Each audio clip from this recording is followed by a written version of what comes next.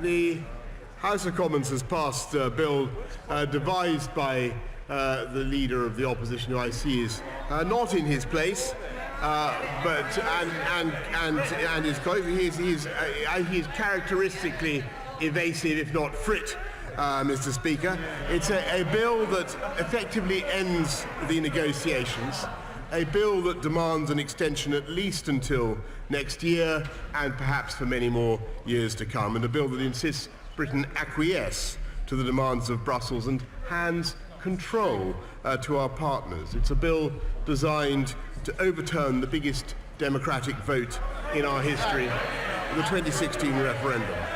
And it's therefore a bill without precedent in the history of this House, seeking as it does to force the Prime Minister with a pre-drafted letter to surrender in international negotiations.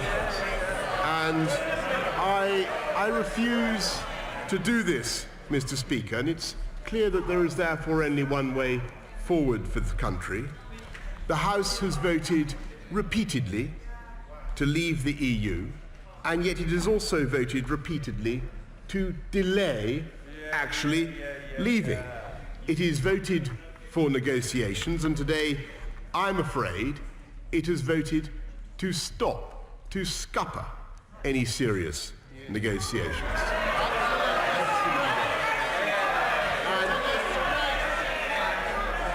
And what this bill means is that Parliament, or the Right Honourable Gentleman, the Leader of the Opposition, who is still not in his place, Mr. Speaker, and I really don't know where he is.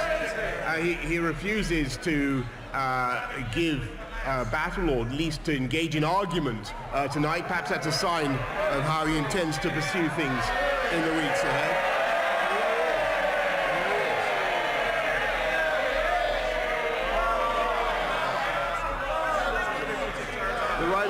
The Right Honourable Gentleman's bill. I'm glad he's now favoured the House with his presence, Mr. Speaker.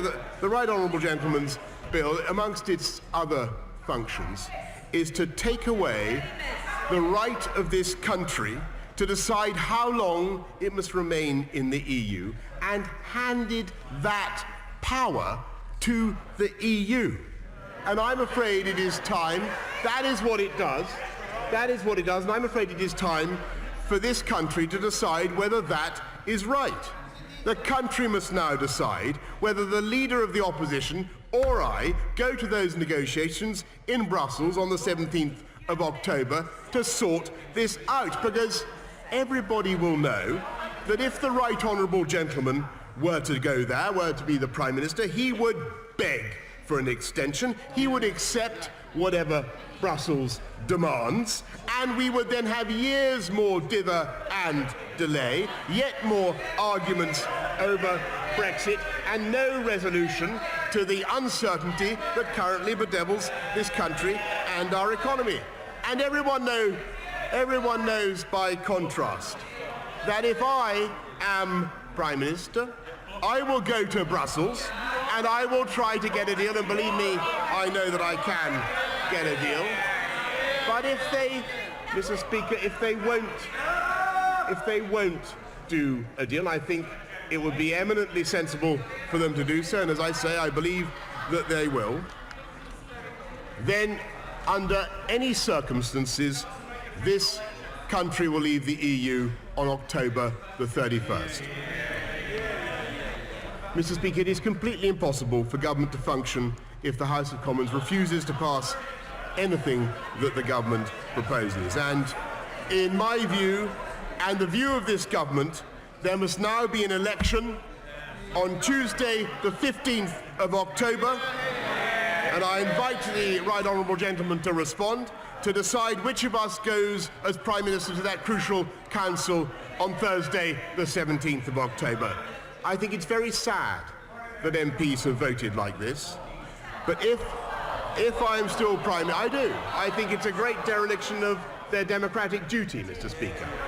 But if I'm still Prime Minister after Tuesday, the 15th of October, then we will leave on the 31st of October with, I hope, a much better deal. The Leader of the Opposition now has a question to answer.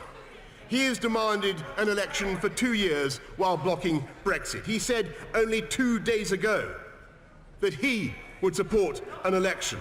And now, Parliament having passed a bill that destroys the ability of government to negotiate, is he now going to say that the public cannot be allowed an election to decide which of us sorts out this mess? I don't want an election. The public don't want an election. The country doesn't want an election.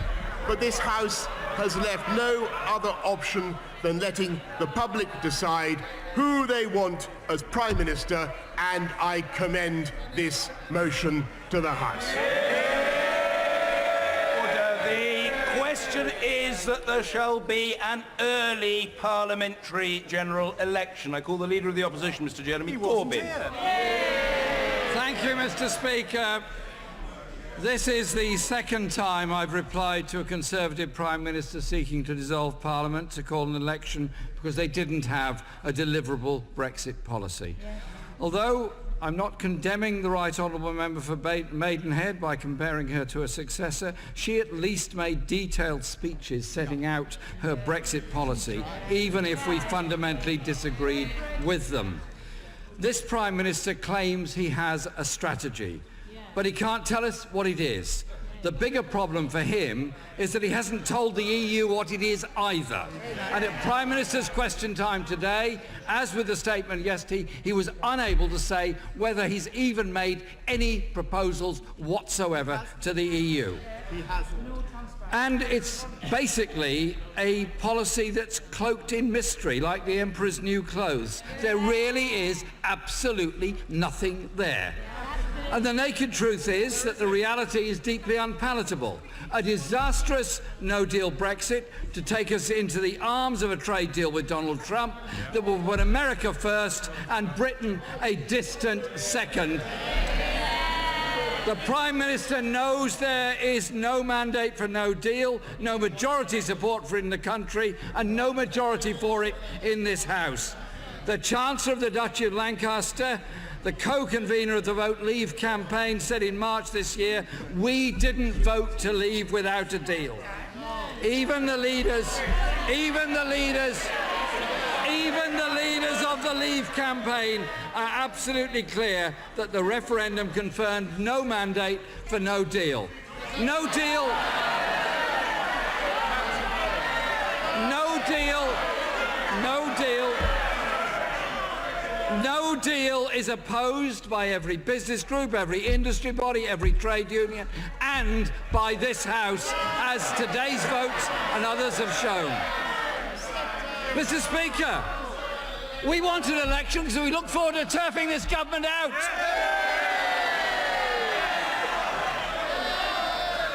And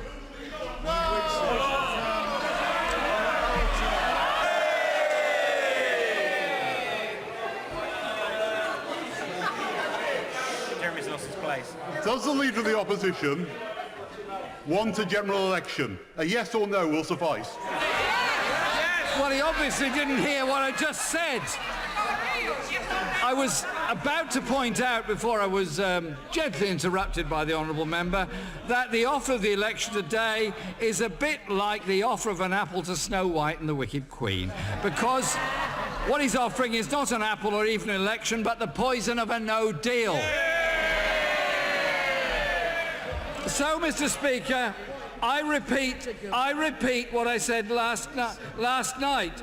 Let this bill pass and gain royal assent, then we will back an election so we do not crash out with a no-deal exit from the European Union. And so, it's the anti-democratic instincts of this government that cause us concern. Despite the expressed will of the House to support the bill debated today, the Conservative peers, their colleagues in the Lords, have tabled 92 amendments for debate. I really doubt this is motivated by a desire to improve the legislation, not a bit of it, but to filibuster it. an undemocratic cabal in Downing Street, aligned with an undemocratic and unelected House to override the democratic will of this House expressed in the bill that we have just given a third reading to. If they can't win the argument, they try to shut down debate.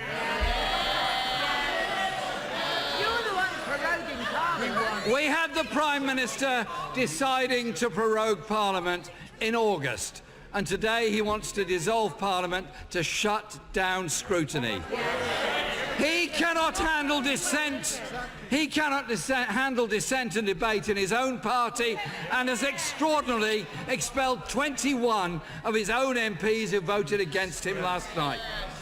The hypocrisy of this process is phenomenal.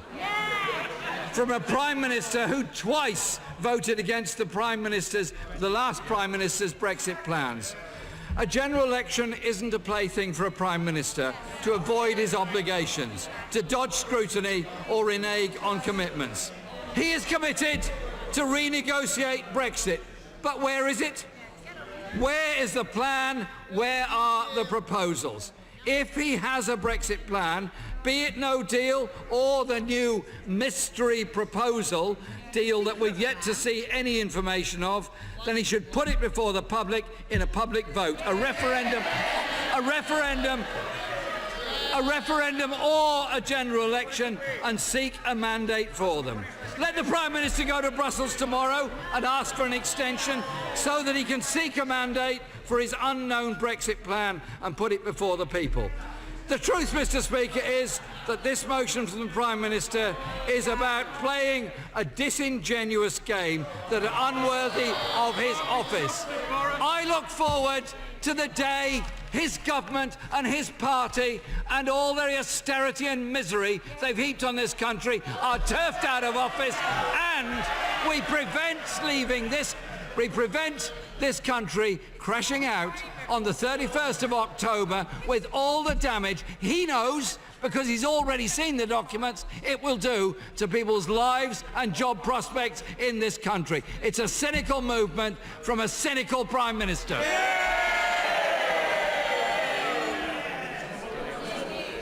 Mr. Kenneth Clark. Well, I don't know whether the House wants a debate. I'll be very brief. I was going to join in if other people